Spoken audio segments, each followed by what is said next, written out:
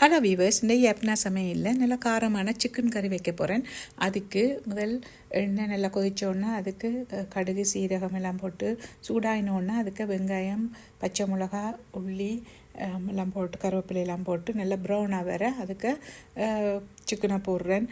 போட்டுட்டு நல்லா சூடாகி வர்றதுக்கு நல்லா பிரட்டி விடணும். பிரட்டி விட்டுட்டு அதுக்கு உப்பு இந்தளவு போடுறேன். போட்டுட்டு கல் உப்புண்டபடியாக ஒரு கரண்டி போட்டுட்டு பிறகு பார்த்து போடலாம்.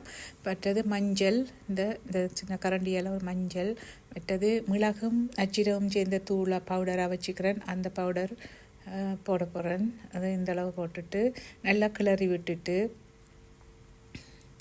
நல்லா கிளறி போட்டு நல்லா கொதிச்சு கொண்டு வர பிறகு அதுக்குள்ளே மிளகாய்த்தூள் போட போகிறேன். மிளகாய்த்தூள் நான் நல்ல காரமான மிளகாய்த்தூள் செய்து வச்சுக்கிறேன், அரைச்சி வச்சுக்கிறேன்.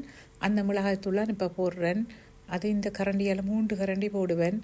நல்ல காரமான தூள், நல்ல உரைப்பாக இருக்கும். இப்போ இந்த மிளகாய்த்தூளையும் போட்டுட்டு நல்லா பிரட்டி விட்டுட்டு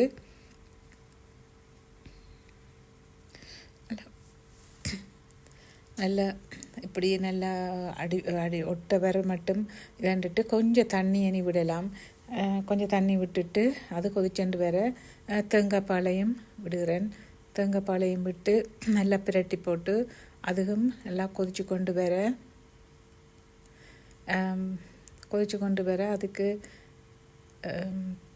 இப்படி பார்த்து போட்டு நல்லா வத்த விட வேணும். நல்லா வத்துக்கணும்.